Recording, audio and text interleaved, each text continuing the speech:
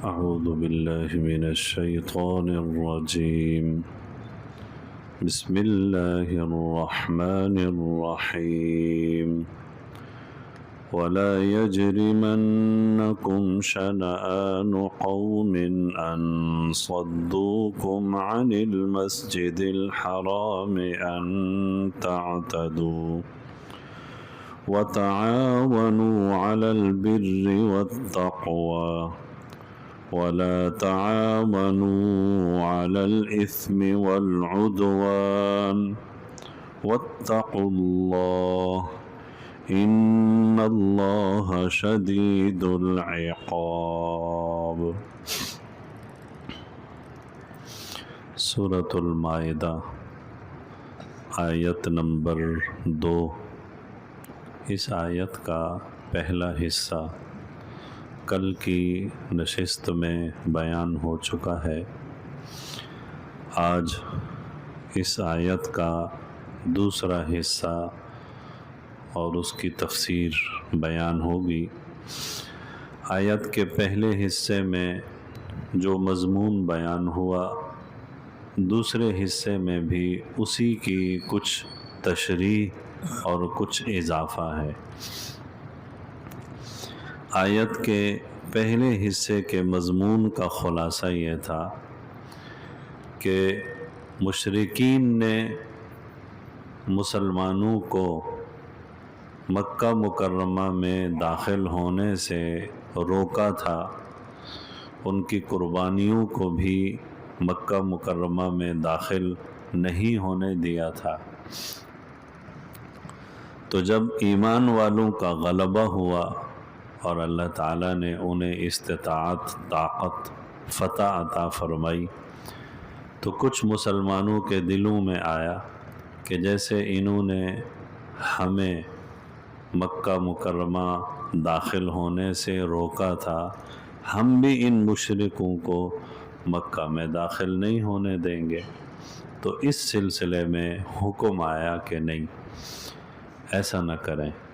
اور آج کی آیت میں بھی یہی حکم ہے، وَلَا يَجْرِمَنَّكُمْ شَنَآنُ قَوْمٍ أَن صَدُّوكُمْ عَنِ الْمَسْجِدِ الْحَرَامِ أَن تَعْتَدُوا، کہ کسی قوم کی آپ سے یہ دشمنی کہ انہوں نے آپ کو مسجد الحرام سے روکا، تو آپ کو یہ دشمنی اس پر آمادہ نہ کرے کہ ان تعتدوا، کہ آپ بھی ان مشرکوں پر زیادتی کرنے لگیں. یعنی اگر انہوں نے آپ سے برائی کی ہے تو آپ برائی کا بدلہ برائی سے نہ دیں. انہوں نے آپ پر زیادتی کی ہے تو آپ ان پر زیادتی نہ کریں.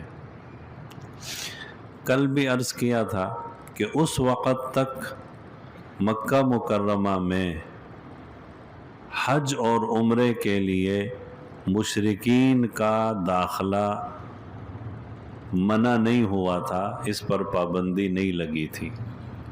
اب اگر اس موقع پر مسلمان مشرکوں کو حرم میں داخل ہونے سے منع کر دیتے تو یہ منع کرنا انتقاماً ہوتا، اور اللہ رب العزت کی حکمت یہ تھی کہ مشرکوں کو مکہ مکرمہ میں انتقاماً داخل ہونے سے منع نہ کیا جائے، بلکہ شریعت کے ایک حکم کے مطابق ان پر پابندی لگائی جائے.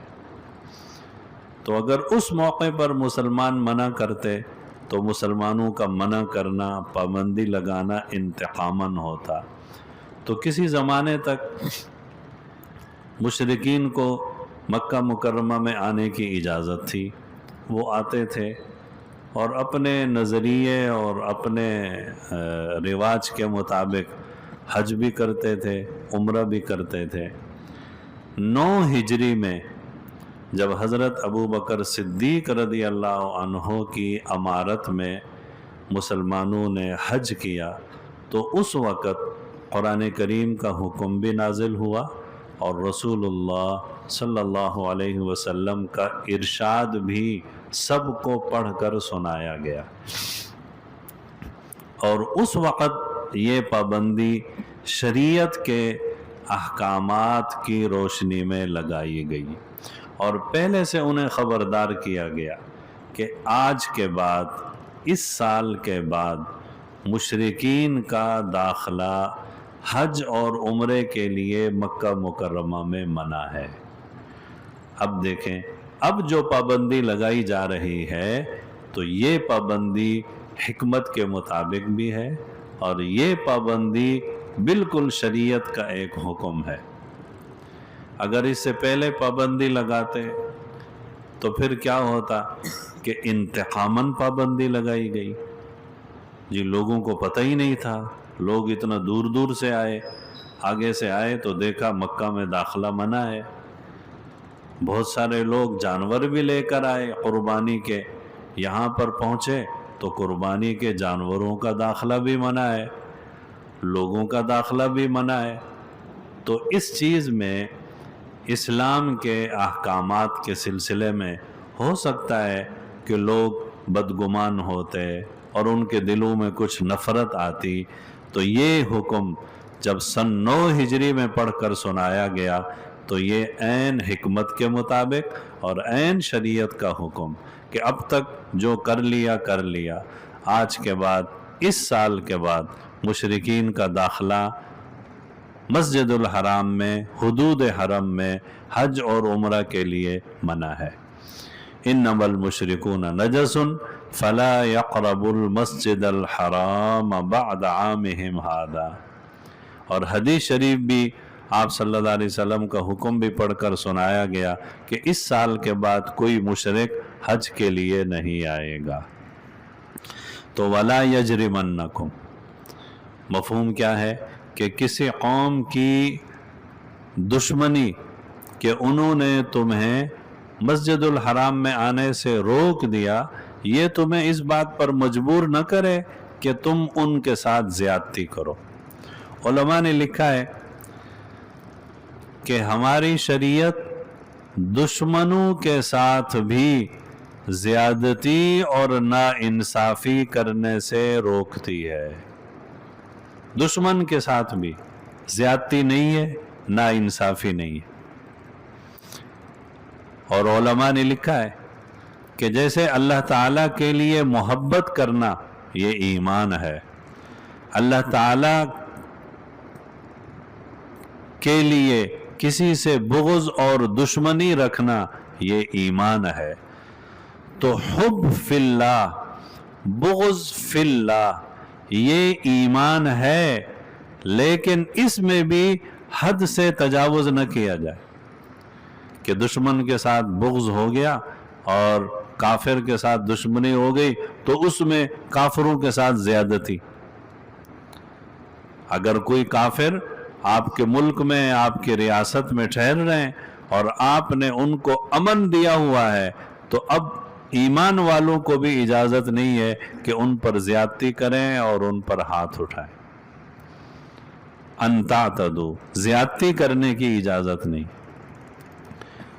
हुब फिल्लाह, बुग़्ज़ फिल्लाह, इसकी भी हुदूद है, हद से तजावुज़ नहीं करना है। न किसी से इतनी मोहब्बत करें कि अल्लाह ताला के अहकामात पामाल होने लगें, और न ही किसी से इतना बुग़्ज़ रखें कि उस पर ज़्यादती और नाइंसाफ़ी होने लगे। काफिर से दुश्मनी उसकी ज़ात से नहीं है, काफिर से दुश्मनी उसके नज़रिए से है, उसके अक़ीदे से है, उसकी ज़ात से हमें क्या दुश्मनी। यही वजह है कि हुज़ूर नबी पाक सल्लल्लाहु अलैहि वसल्लम सहाबा रदी अल्लाह अन्हुम को हिदायत देते थे कि आप जिहाद करने के लिए जा रहे हैं, किसी औरत को कत्ल नहीं करना, बच्चे को कत्ल नहीं करना। अगर कोई काफिर मारा जाए, कत्ल हो जाए, तो उसके जिस्म के, उसकी लाश के टुकड़े, मुसला वो नहीं करना, बेहुरमती नहीं करना। अंतातदू, हद से तजावुज़ नहीं करना है। दुश्मन के साथ भी ہمدردی اور غمخواری کا حکم ہے۔ مکہ مکرمہ میں ایک مرتبہ قحط آیا، یہی مکہ والے تھے جنہوں نے آپ صلی اللہ علیہ وسلم کو، صحابہ رضی اللہ عنہم کو مکہ سے نکلنے پر مجبور کیا۔ یہی مکہ والے تھے جو آپ صلی اللہ علیہ وسلم اور صحابہ رضی اللہ عنہم کو تکلیفیں دیتے تھے۔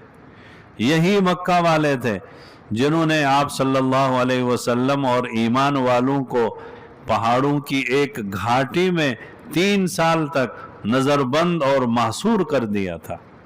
وہاں مسلمان بھوکے رہتے تھے، پیاسے رہتے تھے، بچے بھوکے، عورتیں بڑے سب بھوکے۔ ایسے حالات گزرے ایمان والوں پر، لیکن رسول اللہ صلی اللہ علیہ وسلم جب مدینہ منورہ تشریف لائے تو مکہ والوں پر سخت قحط آیا، قحط سالی، بارش نہیں ہو رہی۔ تو مکہ والوں نے حضور صلی اللہ علیہ وسلم کے پاس پیغام بھیجا کہ آپ تو صلہ رحمی کا حکم دیتے ہیں، آپ تو صلہ رحمی کا، ہمدردی کا، اخلاق کا درس دیتے ہیں، آپ ہمارے لیے دعا کریں کہ اللہ بارش دے۔ امام بخاری رحمۃ اللہ علیہ نے اس پر مکمل عنوان قائم کیا ہے کہ اگر مشرکین آ کر بھی حضور صلی اللہ علیہ وسلم سے سوال کرتے ہیں کہ آپ اللہ تعالیٰ سے ہمارے لیے بارش کی دعا کریں، تو آپ صلی اللہ علیہ وسلم نے ان کے لیے بارش کی دعا بھی کی ہے تاکہ ان قحط سالی ختم ہو جائے، بارش آ جائے۔ ورنہ تو آپ صلی اللہ علیہ وسلم فرماتے ہاں اب مزہ آ رہا ہے، آپ لوگوں نے تو ہمیں 3 سال تک یوں رلایا تھا، ہمیں بھوکا مارا تھا، ہمارے بچے، عورتیں، جوان، بوڑھے، مسلمان، بے کس سب بھوکے رہتے تھے، اب مزہ آ رہا ہے؟ نہیں۔ انہوں نے آ کر درخواست کی، آپ صلی اللہ علیہ وسلم نے دعا کے لیے ہاتھ اٹھائے، بلکہ آپ صلی اللہ علیہ وسلم نے 500 اشرفیاں سونے کے سکے مکہ والوں کی طرف بھیجے کہ یہ جو یہاں کے بے کس اور غریب اور مجبور محتاج لوگ ہیں ان میں تقسیم کر دیں۔ یہ بھی سیرت کی کتابوں میں لکھا ہے کہ مکہ میں ابو سفیان جو بڑے سردار تھے، ان کا بہت بڑا سرمایہ جو چمڑے کی شکل میں ہوتا تھا، یہ یمن وغیرہ سے چمڑا خرید کے لاتے تھے اور مکہ میں لاتے تھے، مکہ سے پھر یہ چمڑا لے کر شام میں بیچتے تھے۔ تو کسی وجہ سے یہ چمڑا اس طرف نہیں جا سکا، قحط سالی آ گئی، تو آپ صلی اللہ علیہ وسلم نے مدینہ منورہ سے عجوہ کھجوریں بھیجی کہ یہ کھجوریں رکھ لو اور چمڑا ہمیں بیچ دو۔ یہ صرف اس لیے کہ ان کا چمڑا پڑا پڑا خراب ہو جائے گا، چلو کھجوریں ہم بھیج دیتے ہیں، ان کا چمڑا بھی بک جائے گا اور ان کے لیے کچھ نہ کچھ کھانے کو بھی مل جائے گا۔ ایسی ہمدردی اور ایسی آپ صلی اللہ علیہ وسلم نے ان کے ساتھ غمخواری فرمائی۔ صحیح بخاری میں ہے کہ یمامہ علاقے کے ایک سردار، ان کا نام تھا ثمامہ بن اثال رضی اللہ عنہ، یہ گرفتار ہوئے، مدینہ منورہ میں آئے، آپ صلی اللہ علیہ وسلم کے حسن اخلاق سے متاثر ہوئے اور انہوں نے اسلام قبول کیا، صحابی ہیں۔ یہ یمامہ کے رہنے والے تھے اور مکہ والوں کا اناج اور غلہ اس کی ایک بڑی مقدار یمامہ سے آتی تھی۔ تو جب یہ مسلمان ہو گئے تو انہوں نے مکہ والوں کی طرف پیغام بھیجا کہ اب میں دیکھتا ہوں میرے علاقے سے تمہاری طرف اناج اور غلے کا ایک دانہ نہیں آئے گا، ایک دانہ نہیں آئے گا۔ اب جب مکہ والوں کو یہ بات پہنچی وہ تو ہم بھوکے مر جائیں گے، اناج غلہ کچھ بھی نہیں ہوگا۔ انہوں نے پھر حضور صلی اللہ علیہ وسلم کی طرف پیغام بھیجا کہ یہ آپ کا صحابی ہے، آپ کا نام لینے والا ہے، ہمارا غلہ اور ہمارا اناج بند کر رہا ہے۔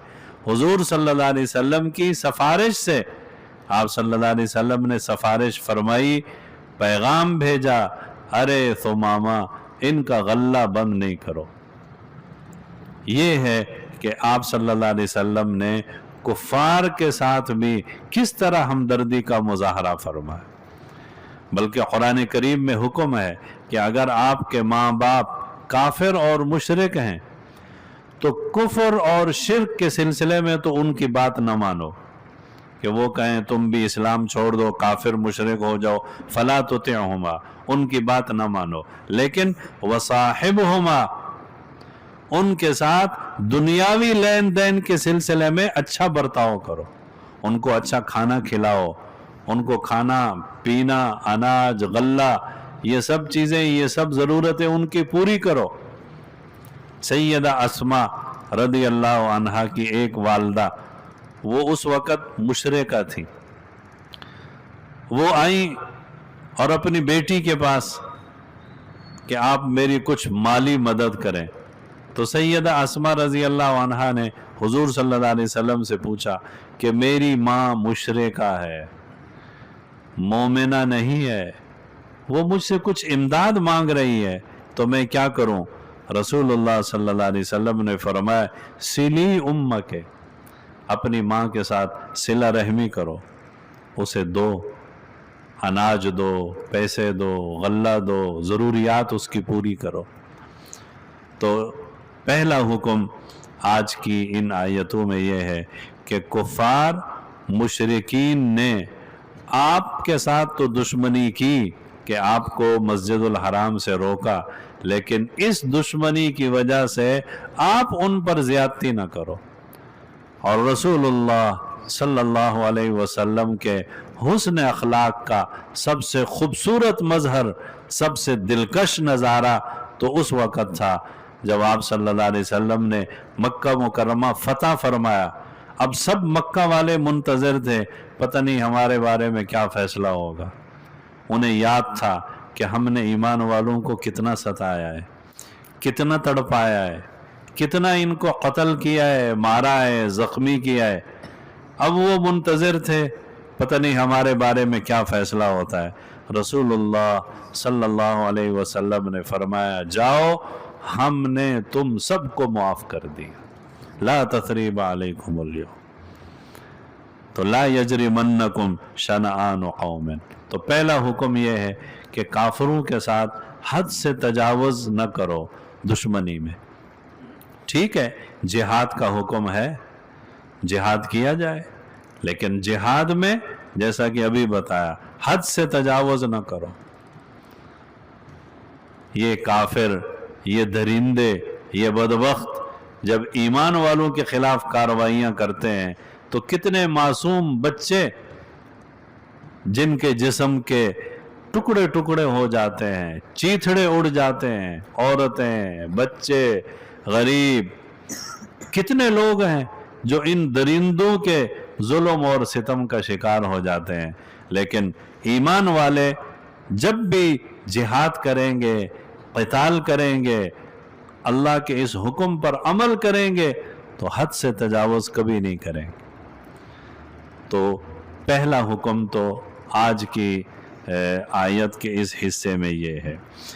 آگے اللہ تعالیٰ فرماتے ہیں وَتَعَاوَنُوا عَلَى الْبِرِّ وَالتَّقْوَى، نیکی میں اور پرہیزگاری میں ایک دوسرے سے تعاون کرو، تعاون کرو ایک دوسرے سے۔ اللہ رب العزت نے ماحول ایسا بنایا ہے کہ ہر بندہ اپنے معاملات میں دوسرے کا محتاج ہے۔ بادشاہ ہے، وہ اپنے ملک کا نظم اور نسق چلانے کے لیے ایک دو نہیں ہزاروں لوگوں کا محتاج ہے۔ ہر انسان محتاج ہے، مالدار محتاج ہے، غریب محتاج ہے۔ مالدار محتاج ہے کہ اس کے پاس مال ہے، لیکن اس نے اپنے معاملات چلانے ہیں، گھر بنانا ہے، مستری مزدور کا محتاج ہے، گھر کا فرنیچر بنانا ہے، درخان اور کارپینٹر اور ان لوگوں کا محتاج ہے، دروازے کھڑکیاں بنانی ہیں، لوہے کے کام کرنے والے کا محتاج ہے، اس نے کھانا پکانا ہے، گوشت بیچنے والے کا محتاج ہے، اس نے گھر کی صفائی کرنی ہے، خاکروب صفائی کرنے والے کا محتاج ہے۔ उसने घर में पानी टैंकी का इंतज़ाम करना है, प्लम्बर और इन चीज़ों का इंतज़ाम करने वालों का मोहताज है। गरीब अपने मामलात दुरुस्त करता है काम करके, अमीर अपने मामलात दुरुस्त करता है पैसा खर्च करके। अल्लाह रब्बुल इज़्ज़त ने निज़ाम ऐसा बनाया है, हर एक दूसरे का मोहताज है। जब आप दूसरे के मोहताज हैं तो फिर अमीर को हुक्म है कि किसी गरीब मोहताज काम करने वाले को हकीर न समझो। ये नहीं है कि ये मेरे घर में झाड़ू लगाता है और खाकरोब है तो मैं इसको हकीर समझूं। ये खातून मेरे घर में काम करती है, कपड़े धोती है तो मैं इसको हकीर समझूं। ये मेरे घर में मिस्त्री मजदूर हैं, मैं इनको हकीर समझूं। नहीं नहीं, रसूलुल्लाह सल्लल्लाहु अलैहि वसल्लम ने इरशाद फरमाया, मजदूर को उसका पसीना खुश्क होने से पहले पहले मजदूरी दो, अच्छी मजदूरी दो, उसका एहतराम करो, आप उसके मोहताज हैं। ये नहीं है कि आपको अगर अल्लाह रब्बुल इज़्ज़त ने कुछ सरमाया दिया है तो आप मुतकब्बिर और मगरूर हो जाएं और इन काम करने वाले मजदूर और मातहत लोगों को हकीर समझने लगे। नहीं नहीं, वतावनु अलल बिर्रि वत्तक़वा, तुम एक दूसरे के मोहताज हो और एक दूसरे के साथ नेकी और तक़वा में मदद करो। हदीस शरीफ में है, वल्लाहु फी औनिल अब्द मा कानल अब्दु फी औनि अखी। जब कोई बंदा अपने मुसलमान भाई की ज़रूरत पूरी करने में लग जाता है तो अल्लाह उस बंदे की ज़रूरतें पूरी करने में लग जाता है। मन नफ़्फ़स अन मुस्लिमिन कुर्बतन, जिसने किसी मुसलमान की परेशानी तंगी को इस दुनिया में दूर किया, अल्लाह रब्बुल इज़्ज़त क़यामत के दिन इस मुसलमान की तंगी और परेशानी को दूर फरमाए। जिसने आज किसी मोहताज को लिबास और कपड़ा पहनाया, अल्लाह रब्बुल इज़्ज़त उसे जन्नत की पोशाक पहनाएंगे। जिसने आज किसी भूखे को खाना खिलाया, अल्लाह ताला उसे जन्नत की नेमतें खिलाएंगे। जिसने आज किसी प्यासे को पानी पिलाया, खुदा ताला उसको जन्नत की बेहतरीन और उम्दा शराब पिलाएंगे। वतावनु अलल बिर्रि वत्तक़वा, सब एक दूसरे के मोहताज हैं। लिहाजा नेकी में, तक़वा में, दीनदारी में, दुनिया के मामलात में एक दूसरे की मदद करो, लेकिन वला तावनु अलल इस्म वल उद्वान, गुनाह में एक दूसरे की मदद नहीं करो। हदीस शरीफ में सूद लेने वाला, सूद देने वाला, कोई ले रहा है और कोई दे रहा है, तीसरा आदमी इनके मामले को लिख रहा है, चौथा आदमी इस पर गवाह बन रहा है, पांचवा आदमी इसका वकील बन रहा है। आप सल्लल्लाहु अलैहि वसल्लम ने फरमाया, लान अल्लाह, इन सब पर अल्लाह की लानत है। सूद लेने और देने वाले तो बहुत बड़े मुजरिम हैं, लेकिन दूसरे लोग इस गुनाह में उनके साथ शरीक हो रहे हैं। वला तावनु अलल इस्म वल उद्वान, गुनाह पर, दुश्मनी पर, कि एक शख्स जा रहा है और किसी से दुश्मनी करने के लिए, चलो जी मैं भी इसके साथ हो जाऊं, बेचारा अकेला जा रहा है। नहीं, जायज़ नहीं है। किसी के साथ दुश्मनी, आप उसके साथ तावन करें, मुसलमान को तकलीफ पहुंचाने में, दुश्मनी करने में, उसे अजियत देने में। ला तावनु अलल इस्म वल उद्वान वत्तकुल्लाह। इन तमाम अहकामात पर बंदा कब अमल करेगा? जब अल्लाह से डरेगा। अल्लाह से डर दिल में होगा तो इन तमाम अहकामात पर अमल होगा। वत्तकुल्लाह, अल्लाह से डरो। इन्नल्लाह शदीदुल इक़ाब, अल्लाह बहुत सख्त पकड़ने वाला है। तो आज की इस आयत का खुलासा ये हुआ कि काफिर लोग आपसे बुराई करें तो आप उनके साथ बुराई न करें, हद से तजावुज़ न करें। शरीयत के दायरे में रहते हुए जो अहकामात हैं बस वो बजा लाएं। उनके खिलाफ जिहाद करना पड़े वो करें, लेकिन जिहाद करते हुए भी हद से तजावुज़ न करें। नेकी में, तक़वा में एक दूसरे के मुआविन बने, गुनाह में और दुश्मनी में एक दूसरे के मुआविन न बने। अल्लाह से डरें, अल्लाह सख्त पकड़ने वाला है। अल्लाह ताला अमल की तौफीक नसीब फरमाए। वला यजरिमन्नकुम शनआनु कौमिन अन सद्दूकुम अनिल मस्जिदिल हराम, और किसी कौम की ये दुश्मनी कि उन्होंने तुम्हें रोक दिया था मस्जिदुल हराम से, ये तुमको आमादा न करे अन तातदू कि तुम उनके साथ ज्यादती करने लगो। नहीं, दुश्मनों के साथ भी ज्यादती नहीं करनी। वतआवनू अलल बिर्रि वत्तक़वा, नेकी और परहेजगारी पर एक दूसरे के मददगार बनो, मुआविन बनो। वला तआवनू अलल इस्मि वल उद्वान, और गुनाह और जुल्म पर एक दूसरे की मदद न करो। वत्तक़ुल्लाह, अल्लाह से डरो। इन्नल्लाह शदीदुल इक़ाब, बेशक अल्लाह का अज़ाब बड़ा सख्त है।